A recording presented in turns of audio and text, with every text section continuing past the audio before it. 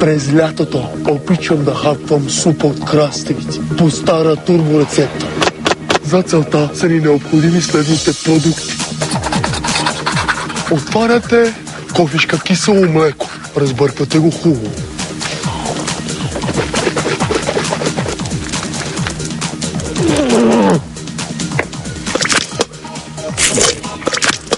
И го изсипате в една купа. След като е готово киселото мляко, за мъничките парченца идва време на хрупкавата краставичка. Нея нареждате на ситни парченца. Така, хрупкавата краставичка е готова. След това идва ред на мъничко една капка солеч, малко олио. Малко олио.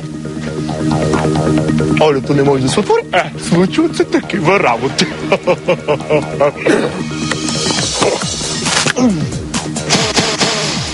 Стига, толкова не трябва да се преувеличава. Идва ред на малките подправчици.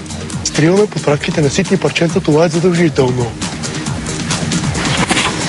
И накрая идва ред на чесънчето.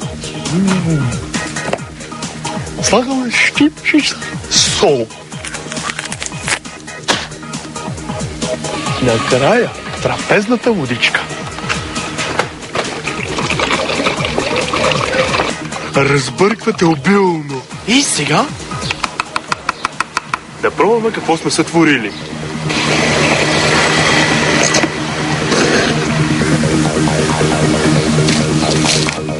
Липсвало малко сол. След като не ми се получи таратора, сега смятам да пребия всички продукти.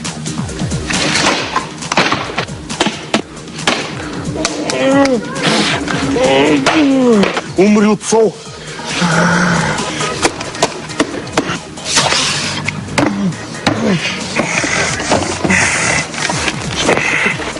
Нема да дишаш. Нема да дишаш.